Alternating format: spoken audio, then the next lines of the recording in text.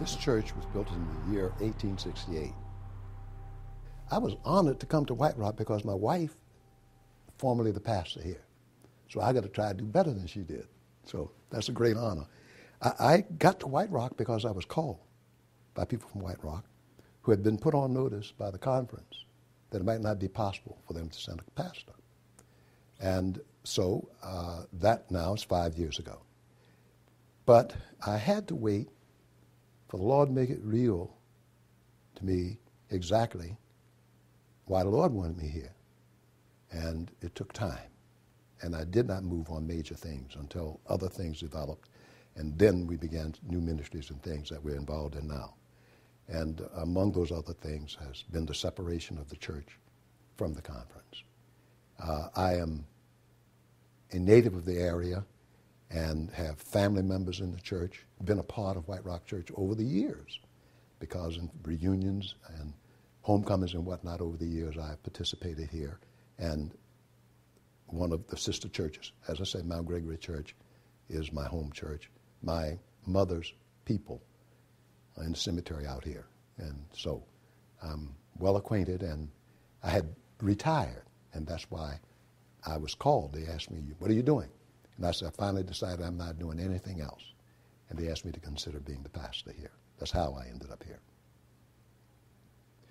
There are two sets of people that tend to be called trustees here. Some are earlier than the establishment of the church itself. And among those, there are descendants here today, as well as the later group, which comprise the trustees of this building. This church started as a gathering of people to worship who were former slaves in Georgia. And I don't know whether it's an accurate story or not, but the story that's in the history is that they followed General Sherman back and established a worship in a place called the Hen Coop on Obrecht Road, which is a few miles from here. Later, being organized as a church, they then bought this property. I don't know what years the group worshiped in the Hen Coop, but in 1868, the property here. Now, that was begun with a family of those who are Costleys, Nugents, Dorseys, Austins, and other names like that. And yes, we still have people from those families who are members of this church. Oh, Fawcett. The Fawcett family as well. It's one of the names on the deed to this property. They spell the name in two different ways, F-A-W-C-E-T-T and F-O-S-S-E-T-T, and it's the same person. So sometimes it's recorded one way and sometimes another. Are the names of pastors recorded as well? Yes, names of pastors as well. The pastors that first began serving here all came from what was called the Reisterstown Circuit. The Reisterstown Circuit was pastors who had a particular responsibility to serve certain churches in this area. And the earliest that's been recorded is a Reverend Tasco. There are others who followed him. Now, also during that time, that pastor was responsible for only one service a month. And at that time, people who later have gone to 4 different churches in the area were gathering here at White Rock. So then with the early congregation, they really only attended service, you're saying, one time a month? No, they had class leaders. The class leaders in those days were also the trustees, plus a couple of other men. According to those names that are recorded, those who had met earlier became the class leaders of the congregation here. And the other 3 days of the month, the class leaders conducted the worship service. So the parishioners were able to worship every week. It's just that the class leaders led the service. Yes, they had what even later, I'm from one of the churches that was established out of the groups meeting here. And we, even during the time that I was a youth, had what we call Preaching Sunday. Because even up to those days, this was then a 4-point charge, and we had a pastor who came twice a month. And so we had Preaching Sunday, as they did in the older days. Then the other times, the lay people led the services. Does the name White Rock have a special meaning or well, significance? The name is taken from the availability of the white rocks in the earth in the area. And the area was called White Rock because of the availability of stones that were white in the area. And there are a couple of them on the property. Is there recorded history about the facility and services that would shed some light on what it was like to worship in the early years? Yes. The description of the facility and how it was used, the fact that the classes were held, not only did they meet on Sunday, but they met during the week as well as the classes that were being held during the week. So that these people had not only the worship services they were responsible for on Sunday, but they had community-related activity that they were responsible for during the week. This was a place that, in the very first structure built here, was converted into a school. And this particular building was built later. The school itself was a log building, and it was later sold to one of the members of the Board of Trustees, Mr. Fillmore Dorsey. And the agreement was that as he used it, it also had to be the overnight facility for the housing of the pastor who came out from Reisterstown once a month. But community meetings and things were held both in the old log cabin and in the church structure that we had later on. Worship services were generally conducted so that there was the usual prayer and singing and sermon. But also there was the part about reports on the community and witnessing, which is part of the reports on the community and how well people are doing and whatnot. Those activities are recorded as parts of the activity of the church. Also, the activity called homecoming went all the way back to those days. For as the other churches were built, Mount Gregory being the earliest one built out of this group, as a matter of fact, out of the worshiping group, Mount Gregory built its church before White Rock. So they have a one-year advantage on when they celebrate their anniversary. And I'm from Mount Gregory, a year older, but had been a part of the original group that got together. And homecomings were observed to bring all the people back at one time from various places, Johnsville, St. Luke, and Mount Gregory, back to White Rock.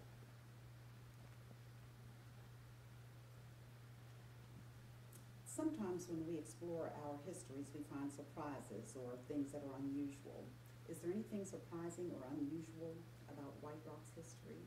Yes, I was very surprised to find that not only were there people who were in the area, but that the influx of people who had come from the south had helped to have the beginning of this church. I had not heard that until I got here and read it in the history, and as I talked to some others, they were not familiar with that part of the history. I think it was a surprise to quite a few. But the other thing that is surprising to me is that we still have people from the families who live in the area as well as go to church here. And that is quite surprising because of the way that our communities have experienced mobility in these later years. But we also have members of families who come from as far away as Prince George's and Montgomery County to activities here at the church and attend the Sunday morning worship, so that there's still a strong family attachment to this church. That's very interesting. So no matter where they might live now, they still find time to come to White Rock. Yes. Mm-hmm. Yes. How long have you been the pastor of White Rock? 5 years. And can you tell us what the services are like today? The worship services are very lively today. I am very much encouraged because one of the unique things about worship here is we get so many visitors. And that is because the families have spread out and the families send people back or bring people back. We have the usual choir, what was called lay speakers and whatnot. We have good lay participation in the worship services and the activities of the church. We have extra worship services, and one of the encouraging things for me for this church is that we have reinvested ourselves in Sunday afternoon services, so that in the old days, I recall that we used to have all-day meetings and eatings on the ground. Well, we eat inside here, but we are back to doing all-day meetings at least once a month during the summertime. And in the wintertime, we may have to cancel them. But we are sure to have Sunday afternoon services at least the second Sunday of every month. We're committed to that. And that's encouraging to me because there are so many ways in which the church has moved away from acknowledging Sunday as a special day for the church in and of itself, let alone the community recognizing it. But people here have committed themselves to seeing the whole day through as a day of worship, and I'm so pleased with that. So these extra worship services that you have in the afternoons now, do you have special designations for these days? Or? Yes, we picked up a couple of special days. We do motorcycle blessings here, and although we designate one Sunday out of the month of May to do that, we find folks showing up at other times or scheduling other times to do it. But we have what most churches have, that we have homecoming, we have anniversary, we have Fill the Pew Day, we have Family Day. We have a couple of new ministries, such as Motorcycle Blessing, but that's only once a year. We have SOS, or Save Our Seed. And other days like that. We're beginning a ministry on the effect of social media on our youth as it makes them more available to predators. Same is true of our seniors. So we have fashioned some of our afternoon services around particular things that we're interested in. We've undertaken to be a benefactor to the National Kidney Foundation so that our fifth Sunday services are built around health. And for this year, our fifth Sunday services are around making a contribution to the National Kidney Foundation and understanding the importance of their work and the special meaning of their existence for all of us, but particularly for those of us who have family members and friends and many others who are involved in the great number of people now on dialysis. Well, so we have about 4 or 5 new ministries that we started, and we use Sunday afternoons to be able to promote those ministries. So it sounds like your church is quite active.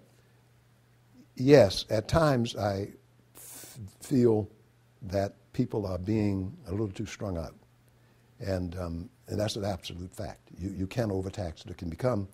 Church can become too busy. And so when that happens, I may decide that we're not going to do a particular service that we've said we're going to do.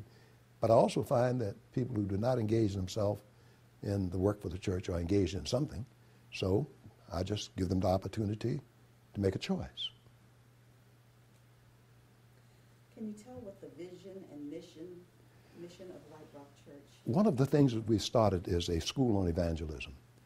And I'm learning a lot from it, and I'm hoping that we all are. And one of the things that we learned in putting that together is to try to discover what vision God has in store for each of us as individual believers. But we settled on one for that. We have not settled on one for the church. We settled on one for the School of Evangelism that I think that if it came to a vote, we may make it for the church, but I'm not ready to do that yet. And that is to love first of all and serve best of all. I don't think it matters very much what particular ministries the church has if it doesn't love people. Not only people that are inside the doors, but others as well. And that really tells us what ministries we ought to be in. And if it's only possible for one person rather than the whole church to be involved in that ministry, then that's what that person ought to be doing. And they don't need to hear me every Sunday morning in order to do that. They don't need to be here for every church meeting. And we just need to support what that person is involved in doing that God has put on their heart. And because of that, we have not yet come up with a unified statement of what we think it is that the whole church ought to be about, except that we are really at a point now of exploring how God is speaking to each one of us through His Spirit, because it's in each one of us, and how we can support that. Can you talk about the membership of White Rock today, the number of parishioners, and maybe what the age breakdown looks like? We have recently had a couple of people to join our church, and we're thankful for that. So we have 40 people now. And that's been within about a month or so. We had 36. We have about 4 people that have joined. Of course, that's always a good experience for the church to have new people to join. And so we are encouraged by that. We are a small church, and everybody here works. The interesting thing about having people here who have joined is that they came here and worked first. This church is known for its barbecue dinners, and people come to that. But we have other things that they've come and working, as well as working in the kitchen, working in the ministries of the church, and then decide to join. And that has been most encouraging, that they're involved in the church before they join. I'm not a great one about joining church. I go goes out to confess that, place like this. But if people are engaged in what God has put on their heart to do, I'm satisfied, and we can be a part of it. That's all right. But we've got a few more than we had a little while ago. So in essence, people can come work and be a part of the working ministries here without actually becoming members. Yes, yes. Predominantly black or African American churches have always played a significant role in the lives of parishioners. How has White Rock contributed to the lives of its members and also to the community at large? Well, I think the fact that the members have found that this is a place that nourishes them, and family members have found that they can be reunited as they gather here for occasions and whatnot, is a service that's being done to the community. The response that we get for the barbecue dinners is such that we can't stop giving them because the community expects them. People come here and stay and eat. Some people come as carry-out, but on alternate Saturdays when folk have come to eat here, the conversations you can have with them and things like that, it's a service as well. We have a new ministry we call The Next Meal, where we take food out and serve people meals out of not only the barbecue dinners, but also a couple of times a month on Wednesday evenings. We have prayer meetings that on Wednesday that anyone can come to. We have a prayer list on Sunday mornings that we gather on Sunday mornings that we have anyone wants to have prayer for. And I'm here each day for prayer, except that when I'm out of town, then some member of the church is here. And we keep an active prayer list that we're in prayer for people each day.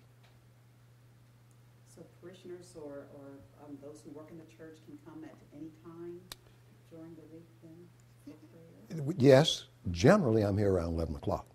Now, sometimes they have a problem getting here when I'm not here and they don't know it. Then I have a cell phone, they have a number they can call.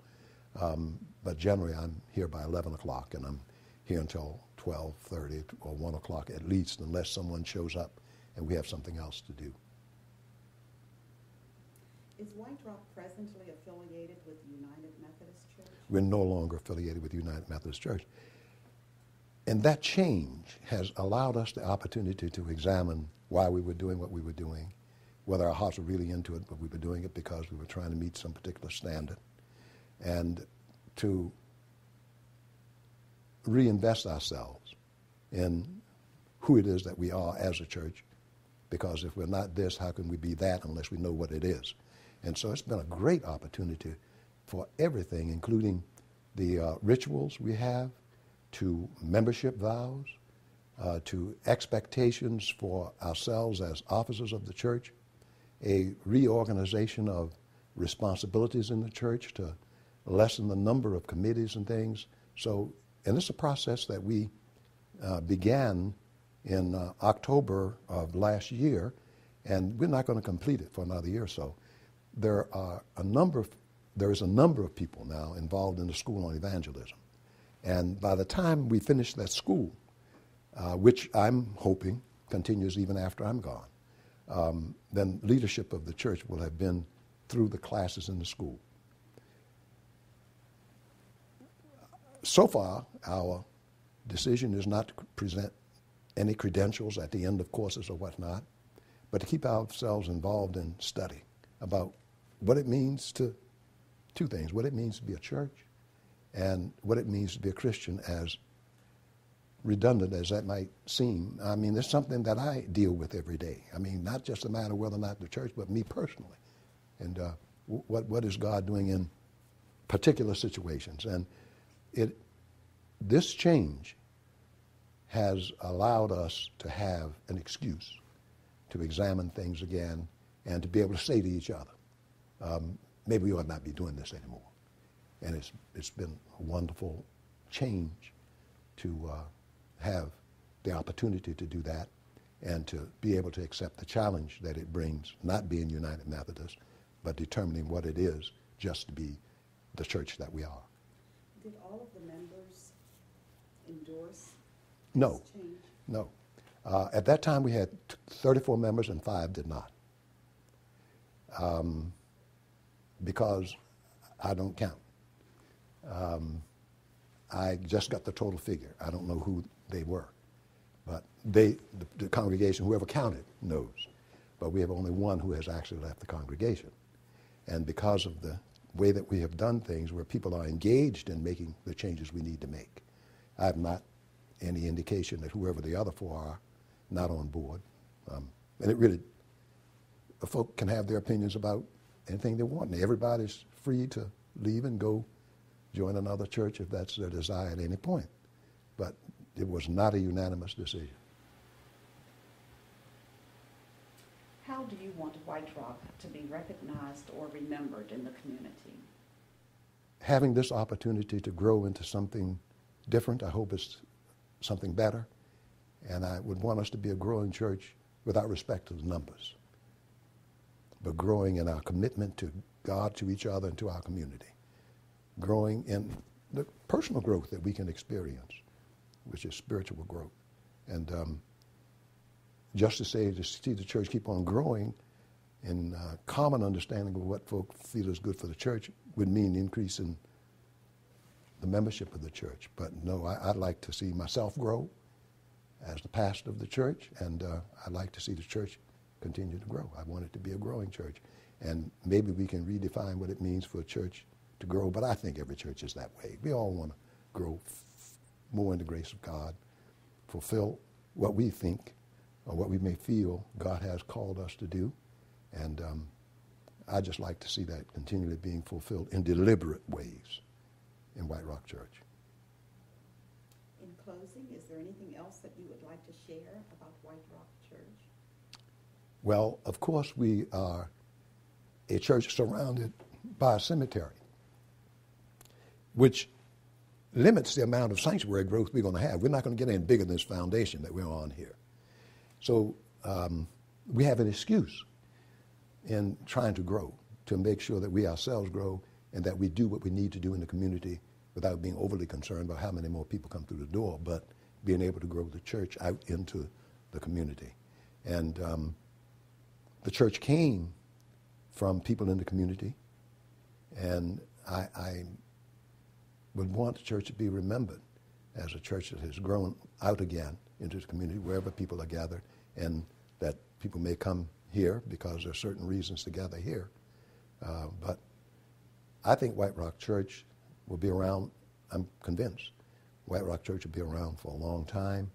We have the opportunity to make sure that we are by redesigning ourselves as a church. And one of the major things, I think, is that one of the ways we're being led as the church these days, we have mega churches. I mean, there are thousands of people with one pastor. I believe the church has to go back to what White Rock started out as, more lay leadership with major responsibilities for the church. One of the changes that we've made, we no longer have lay speakers. And in the evangelism class, the school that we've started, we have evangelists in training so that our lay speakers are worship leaders, not liturgists, and they're evangelists in training, and their training includes not only as the lay speaker used to, the declaration of the word, but the demonstration. They're also responsible for the ministries in the church. And we keep growing that way. We'll be remembered because we'll be out there with people. Thank you very much. Thank you.